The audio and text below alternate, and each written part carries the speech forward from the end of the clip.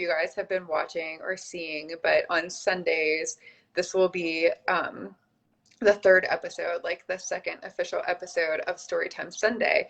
So we're recording it in here, and then we'll share it later on my pages. So we really wanted to have this discussion. So I will save the video and share it later. You guys can type in comments and say and share whatever you want to. You will not be able to see it when I post it. So you guys can remain anonymous, and Amber and I will not say names as comments come in if you have something to ask. So Storytime Sunday was birthed because the hidden mechanism that creates unhappiness and difficulty changing habits and relationship problems, frustration, lack of confidence, anxiety, depression, disappointment, are the stories we tell ourselves. And too few are aware of this hidden mechanism. Every day we are fantastic storytellers as humans. So their stories about our stories, and how we're reclaiming our power and becoming cycle breakers. So Amber and I felt it was very important to go ahead and just jump straight in with the goods when it came to the stories we tell ourselves. And Amber is one of my go-to people with these kinds of conversations. We've done quite a few retreats together where we've had lengthy discussions with women about things like sex. And this is, for me, not coming of a place from super confidence to like hop on social media and talk about, which makes it even more necessary because we are so uncomfortable. And one thing that we talked about in at the Berkeley Springs retreat, was that last year or the year before? Ugh, like their years are the year before last, right? We talked about receiving. Was that 2 years ago? 2 years ago. It was 2 years about receiving. And Elizabeth like did so well sharing this message and how are like deemed the givers, and we give a lot of times until we have nothing left to give. And you know, Elizabeth was like, if you think about it, literally, if you think about it, women are the receivers. And weaved that in my brain for a really long time, because I'm like, women are the receivers. Literally, like we receive and then we make magic happen with what little you give us. And I think that's such a cool thing to think about. And this is kind of where Amber and I are trying to reclaim our power when it comes to things like sex and pleasure, and the simple fact of growing up as a female, as a woman. And did anybody ever tell you that sex is for your pleasure? No. So can you see comments? Because on my phone I can't see if anyone is commenting. I can see comments. Okay. It's people are watching, but I haven't seen any. Okay. I didn't want to like try to swipe and then disconnect. I'll see. Yeah. So. No, I do not remember any of those conversations.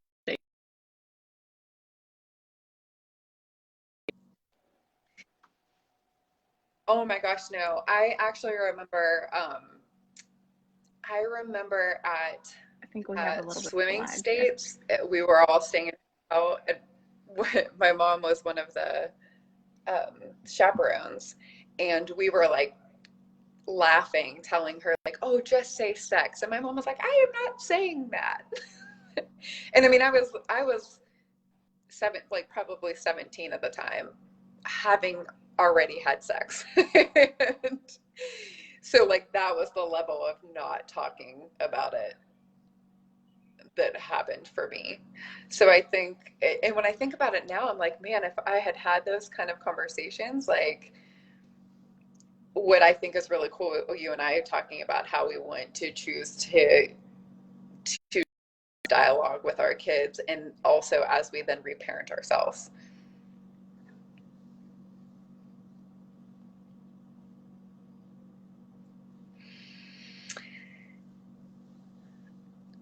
I think that like I don't care. I don't think you would care that I shared this. Like I got to come to your boudoir shoot. Yes. Do you feel like that was a catalyst for you in this, like changing the story? Yes. So, ladies, for any of you that have ever entertained the thought of a boudoir shoot, you should definitely do it. So when we did the Hawaii retreat, when I went there, I already started thinking about, and I was talking to the girls about it, and um, but I still hadn't like really committed. I thought it was a really cool idea, and I thought, oh, this will be a really nice anniversary present for Scott. But I didn't feel comfortable enough yet in my skin to do this. And I was like, well, I need to lose a little bit more weight and this and that. And the girls were like, just do it. Just do it. And by the end of that week, being with all of these women and us being able to share our stories and have that community, I have a photo from the day there where I was literally running around in a sports bra and shorts, no makeup all week, and had never felt more comfortable in my skin. Just, it was amazing. So I called Jody Hollingshead with As You Are Boudoir, and we had a little chat on the phone. And I really wanted to schedule the shoot on my birthday, and that wasn't a day that she was in the office, but we did it like the day before. So I called Melissa and another friend, and I'm like, do you guys want to go be there to support me through this? And they did, and it was so much fun. Jody is amazing, and enough women don't talk about sex, and we don't talk about these wonderful things. And so she does a really great job with bringing you into this really comfortable space and helps you feel great. And so by the time we left that day,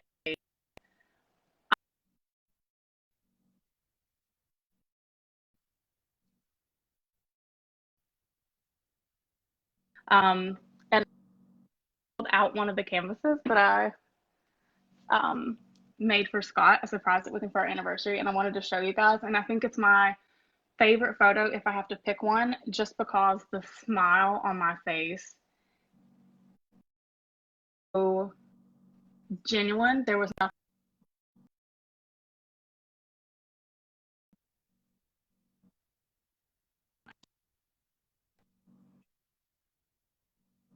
The photo. Oh, I love that picture.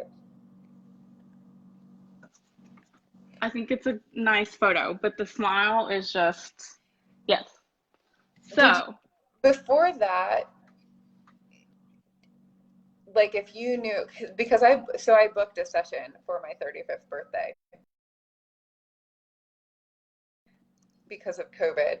Um, However, did you know before going in, like what felt sexy to you? Like what made you feel sexy? no, Yeah. no. And it's so great now because I I printed these canvases and made a little book, and I brought show and tell things this evening. And Scott thought that I should show you guys his favorite gift, which is a viewfinder with the photos. So it's like his own little peep show. Um, Initially, I thought I was doing it for him. It was the best thing I've ever done for myself, because now, if I'm having a day, I look on the wall and I see that and I remember that day and I see myself through the lens, literally, of someone else. And it really helps me kind of reframe and be like, okay, you're pretty amazing. Like, you don't have to be a certain size, because before I thought sexy was the, the, and now I myself to remind myself that, hey, you're in this category too. Like, you can do this too. And it was a really powerful moment. And it is like, I mean, it's similar to, and we've talked about this too, like with self-love, like as far as body image goes, right? Like I mean, I struggle, like I posted today on my stories, like you know, thought I put on shorts and I was like, oh, my legs aren't ready for shorts. And I'm like, fuck, it's 80 degrees Yeah. outside. Like my legs are ready for shorts. But Right. like my body, no matter at the different variations of my life, right? Like when I was at the most in shape, that I still told myself the same stories, right? And I think you Right. nailed it when you said at first I was doing it for him. And I think for me, for a long time, that's what sex was. Like a way, like one of the only few ways that I knew how to connect or to show love. And it, I was doing it for someone else. Not that I didn't like it, but I certainly didn't have a voice in it.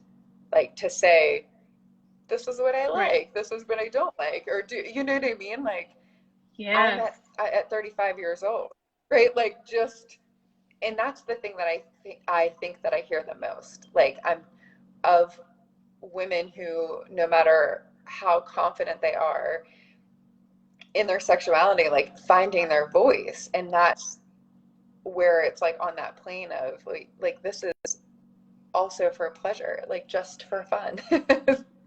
and and it's such a hard concept for me, and I'm like, okay, like it's hearing other people's stories has helped me the most, I think. Right. Um, Going back to the boudoir session, that was a key example of how, when you surround yourself with the right people too, of how different that experience can be. Because there are definitely people that could have been there that I would have just felt like I needed to, like I shouldn't be here. But with Jody being as amazing as she is, and you being there, and our other friend was there, and ladies, I'm telling you, it was amazing. I went from like being a little nervous to, by the end of the session, Jody was like, okay, well, if you want food. And I'm just like, yep, let's go. Like, I didn't kick anybody out of the room. This is great. I feel great. I'm a woman, hear me roar. Like, I have great friends. They were literally behind the camera cheering me on and laughing and crying. And this is why we need to share our stories and talk about things so that we know that we're not alone. It's so great to know that you're not alone, and that things that you think only happen to you, you realize a lot of other people are like me too, but I didn't want to say anything. Yeah. And that this is it, right? Like this is just the beginning of this discussion for us, right, on here. And we have barriers and these stories and these cycles, and it starts with us navigating these conversations together and talking about them out here in the open, right? And um, that's, I think, what we should start with, changing the dialogue. And this is a really cool thing that I know you're doing with your daughter, right? Like the conversations, like changing the dialogue and changing the stories to be like out front and comfortable and in the open. And it's the same thing with Cannon. Um, I don't like hide things from him or like, he knows what a woman's period is, and he knows how all of these things and systems work, and is not embarrassed whatsoever. And I hope it stays that way. um, and the only way that we can keep it going in that direction is to keep having these conversations out in the open, and kind of just breaking down the stigma of all of it, like reminding women, like, hey, we are literally designed to be the receiver and experience pleasure and do things, whether it is sex or food or our lives, like doing things just because we want to, just for pleasure and joy. And we can only do it if we all come together and start doing it together and talking about it together. And doing it. Okay, so let's talk about some stories. So what I'm going to do is it's going to be easier for me to actually read to you guys a text that I sent to Melissa about the story instead of trying to remember everything. So I went through and took screenshots of the texts that I had sent, because Scott and I have been together for 16 years. We've been married for 13 years. And Melissa taught me over the last few years, or maybe even longer, if you guys haven't done this yet, you will learn to love her and hate her for it. And that is sitting in things and sitting in them long enough to figure out what is really going on. So sometimes I will send her text to tell her that I love her, and sometimes I send her text to tell her that I hate her. So I sent her a text a few weeks ago, maybe a month or so ago, and I said, this is a sex story, so if there are little eyes around. But I said, long story short, it ended up not being short. I'm realizing that we have intimacy issues that are mostly due to A, being taught that sex was a duty that you perform for a man, and B, stories that I have made up. Not to say that our sex hasn't been great. It's difficult for me to orgasm a lot of times, and I'm discovering it's because I don't know how to be comfortable enough to focus on my pleasure. Ladies, why are we having sex if we're not? Why? Why did I not stop in 13 years and say, why are we doing Something's not right here. Right.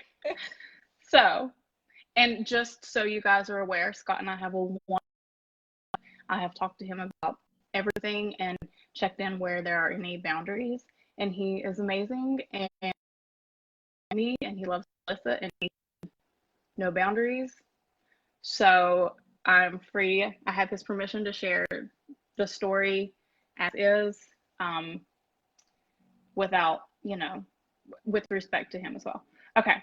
So what I had texted her was, let me find my place here. Last night was one of those times, and Scott, of his heart, gave it a solid effort, trouble climaxing.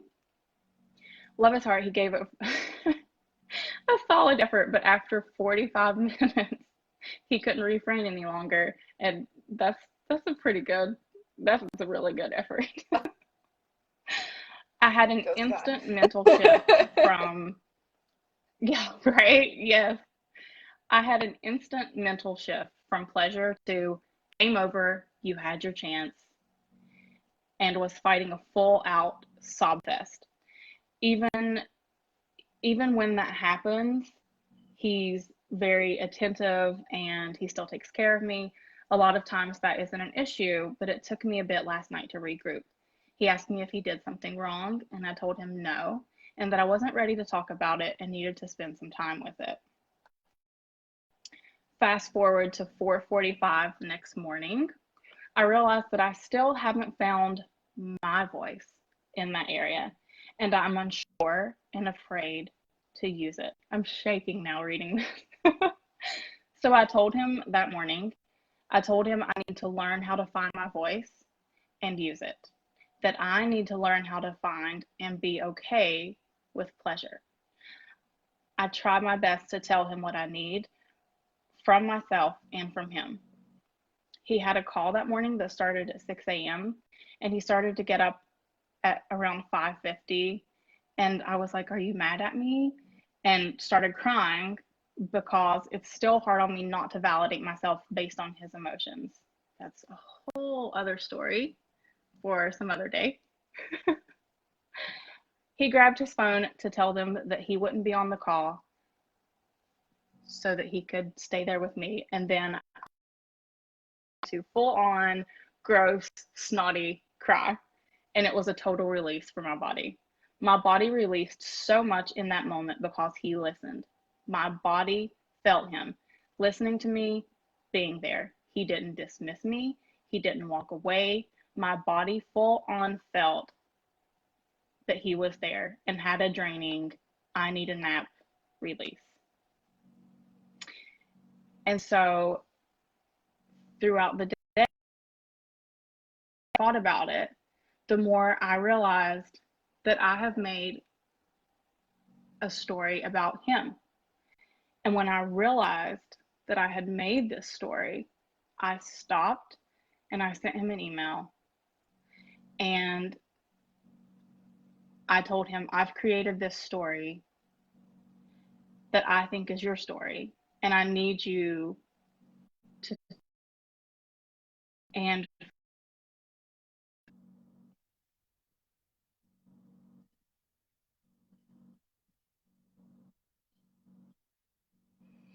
So you told him, this is hard my story, but until this is you my are story. truly making it a habit to, right, to recognize that you're creating these stories in the first place. So I sent him an email because it was pretty long and I didn't want to text him, and that way he could just read it in his own time and respond. And I said, I've been thinking more about last night and this morning. I've tried to articulate how I was feeling and where I think some of those things come from. I haven't found my voice, and I would like to. I haven't focused on my pleasure instead of the end result, and I'd like to learn how to do that. I'd like to enjoy sex as an intimate thing between us and not something that's only a duty or is to make sure that I'm satisfied. What I haven't explored with you is the story behind it all. I have my story that shaped how I've reacted to it all and built up those walls. So maybe the first step in this is to communicate about it and get the real story. And to do that, I need your help. I say, I don't want you to feel frustrated or annoyed or disappointed or unsatisfied. I should be asking how you feel about those things instead of inserting my story about how you feel about it. So, what is your story? How does our sex life make you feel? Is it bleeding or is it something else? How do you want it to be? Where is your focus or where do you want it to be? What's it like for you when things are taking so long with me? What's it like for you if we focus on pleasure instead of the outcome? What's important for you in feeling happy and satisfied? Is there anything else that you would like me to know? Also, thank you for being a safe place, for allowing me to ask these questions and talk about these things without being dismissed, for not walking away. My story that I had created was I was worried that he was going to be frustrated and annoyed and disappointed, and he wasn't any of those things. And I'm going to tell you, since we've had that conversation, it was a little difficult at first to still to relax more and try to feel comfortable make that shift. But ladies, if you haven't done this, you first of all, you don't need a man. I want masturbate. It's a word. You can use it. You can say it out loud. It's masturbation May, by the way. Still a It couple is. days It's left. masturbation May. And for the record, my child had a conversation about that the other day, because it's important to know that we have bodies and they experience pleasure, and that is okay to experience pleasure, and it is normal, and it's not something that it's not a bad thing. So anyway, we had this conversation. I have been trying to make that shift. It has been a game changer because it's not stressful anymore, and it's removed stress from him. Oh my goodness. Um, we honestly we had a really good sex life before. Somehow it has gotten even better. It is pure magic. It and it's just uh it's just magic. Being able to not have to plan things or figure out, like, it's nice to do those things if you want, and to, get prettied up or whatever, if you want to do that and set the tone and this and that, but you don't have to. You can just kind of let things go and listen to your body. And what's been really key for us, I think, for me, is actually practicing the voice. Pulled that out of me literally and made me use my voice literally to say, what do you want? And now I'm learning to say, do this, don't do this, do this longer. And oh my gosh. So, ladies, if you are in a relationship, practice. Find your voice, have a conversation, and just voice. Just even if you're not in a relationship. If you need to. Yeah, even if you're not in a relationship. If you're doing it yourself, you don't really have to, like, tell yourself what you need. You're gonna know. But yes. But still, if you're not in a relationship, explore, find out what you like. Because when I mentioned this to Melissa, one of the questions she asked was, you don't have to answer this, but do you do this yourself? And I said, I do. And it doesn't take me as long because there aren't expectations there, because it's just me doing my thing. And I'm like, yeah, we're done. Good job. Yeah. Right. I'm not worried about taking care of somebody else or, what those expectations might be. So those are important things to realize. And finding my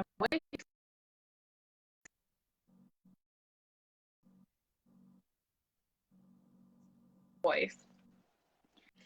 I'm realizing that I have a daughter. And so it's important for her to know that she has a voice, and that things that occur with her are natural and nothing to be ashamed of. And so we've already started having conversations, and she knows what body parts are, and touch and consent, and so she knows, like, what a good touch is with herself if she chooses to do that. And it helps her familiarize herself with her body and be more comfortable in talking to us. So, yeah. When I don't think I ever had a sex ed class. I transitioned schools. So I didn't know about any of these things. And I don't know if I've ever told you this. This is really embarrassing. But when I was in late high school, some of my girlfriends were already having sex. And when that first started happening, I was just like, what are you guys doing? You saw a penis? What? Like, it blew my mind. But then one of my girlfriends was telling me about an orgasm. And I'm like, well, tell me it. And she was explaining to me, well, you just stick your finger up there and you feel around and blah, blah, blah. And I'm like, oh, okay, you guys, this is why it's important to talk with your friends and to talk with your children, because I was a teenager getting ready to go to college, and I thought I was looking for a magic spot or a button, like that I was going to flip on like a light switch. I didn't know that it was a process. I thought it was just like something that I was looking for. And I mean, technically it was, but not in the way that I thought. And that's why these things are important. That's why talking is important. That's why community is important. And not being afraid to educate our children. The first thing that I want to say is thank you for sharing your story about your story. You're welcome. That's super brave, and I can't even describe how needed it is. That's somebody actually just commented and said it's such a shame that these conversations aren't viewed as normal, but they will be if we continue to have them. And this is why we're having these conversations, and this is why we're creating these communities of women. This is why Storytime Sunday was birthed, because it's going to take all of us together. And these are the things, like Amber said with her story. One, she became aware of the story. Two, she was clear about her story and asked for clarification from the other players, right? This is the cycle. And as we find them, you'll see that these stories about ourselves and our partners and the people around us these are the hidden mechanisms. Like, this is the thing behind, these are the roots. Like, these are the roots that are preventing us from having better relationships with ourselves and other people. These are the things that are causing unhappiness and difficulty changing habits and depression and anxiety and disappointment and frustration, and we're keeping them in. We're telling ourselves these stories and keeping them inside, and it's time to find our voices in the bedroom and everywhere else in our lives, right? Like, we have to find our voices and we have to start sharing our stories and breaking down these old stories, these hidden mechanisms that are holding us back and standing in our own way. And it is time to reclaim our power. It's time to break these cycles, and it's time to be active participants in creating new dialogue and creating new ways how we're talking about this, how we're talking to each other and about each other. And we're going to come back with more sex stories for sure. Yes. I also think that it's important to note that Scott and I have always had really wonderful communication. So I wasn't hesitant in reaching out to him. It was still a little nerve-wracking, but I knew that I had a safe place there. And I also realized that not everyone can do that. And there are people in my life that I love dearly, but they are not a safe place. And I can't talk to the stories with some people. And so that's another group are important, because even if you can't talk to the person that maybe you need to about your story, you can still talk to other women in the community, and more than likely you're going to have someone else that relates. And just talking through it sometimes will make a huge difference. So yeah, even if you can't talk to the other parties, journal, reach out to the community. It's still being able to release those things is a game changer. We're here. You could message one of us. absolutely. I mean, it's all out there now anyway. Yeah, So we are no longer holding back. We are reclaiming our power and we're no, breaking our cycles, and no, we want you to come in the circle. yes. I also, just in case there are other parents out there that haven't talked with their kids yet, I'm going to show you some of the books that I picked up. When she was smaller, we checked out a book from the library. So, and it was a 3 to 6 kids, and basically it was like, hey, babies don't come from storks. This is what actually happens, and they did other books in the series for as they get older. So the next book is for ages 7 and up, and it's called "It's So Amazing." Um, and it helps. It just kind of goes more through everything, and it has pictures, and this one's actually a really big book. Um, and then the next book in the series is for ages 10 and up, and it's called "It's Perfectly Normal." A wonderful guide for young adolescents setting sail on the stormy seas of puberty, so that you can give your kids a heads up of what is getting ready to change, so that everyone is at least slightly prepared for the hormone shitstorm that is coming your way. With And positive then, dialogue, right? Like positive, not no guilt, yes, no shame, right, positive dialogue. Like this is how yes, we will all start having healthy sex lives and be right, healthy and proactive and doing all of the things that we're intending to do, right? By having right, the positive dialogue conversations. yes. 2 other books that we got. One's called Amazing You,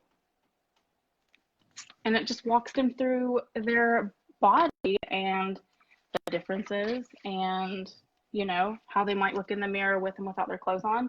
And the other one is What's the Big Secret?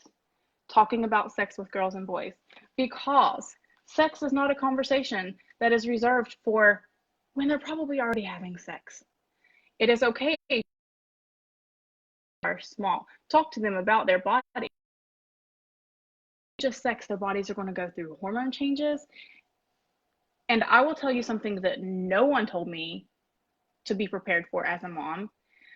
My little one is 7, and my periods already affect her hormones. Mm. And I noticed this a few months ago, and I was like, I reached out to another group, and I'm like, is anybody else noticing this? And not a lot of people had paid attention to it, but I'm very so it there's age appropriate material out there for whatever you need to talk about. Not talking about it isn't going to make it go away. Education, education, and normalizing, letting them know that they are okay. They are not a bad child if they touch themselves, because it is normal and it feels good, and that is okay. Pleasure is okay. Pleasure. It's great. This is it. Like this stuff, right? And I promise you, anyone watching this, like if you've ever had a struggle, like it's because there were not positive dialogues around these topics. So as we are parenting our children and reparenting ourselves and opening this dialogue and normalizing these conversations, like we are going to change the game. That's Yes. just come to the side. I I really appreciate you, and you are doing you're a badass mother and a Thank badass woman, you. and I I appreciate you always being there for me to have these conversations and dialogues with too. And yeah, I think we can keep this on like a once a month kind of rotation. I appreciate you too and the work that you're doing. It's amazing. And it Thank, just builds the thank community so you. that other women can find their voice, because, ladies, it's okay to have a voice and use it. And the more that we do, the more other women realize that they have a voice and that they can use it. And it's Masturbation May, and there's still like a week left. So if you haven't jumped on that A train, week you left. still have time. You can catch up. You can catch up. There's still, I mean, a week, Yes, that's plenty of time. it is. Um, we are here. You can send Amber or I a message, private messages, if this conversation sparked something for you, and if there's something specific that you would like to hear or talk about um, for Storytime Sunday. I will be doing this, like coming on with friends, sharing my own stories, allowing other women to share their stories, and if you don't want to publicly share your story, like Amber just very bravely and vulnerably did, I we wholeheartedly understand. But please still share it. Share it in our private group. Share it in a direct message to me, and I will be happy to anonymously share your story so other women can hear the stories that we're telling ourselves and how we're breaking these cycles and how we're reclaiming our power. So, Yes. And that goes for me as well. If any women don't know Melissa and they want me to reach out and do an anonymous post, I'm more than happy to find answers for you to post. And yeah, yes, yes. because Thank we're you. in this together, right? We are. Thank you. I love you very much. I love you.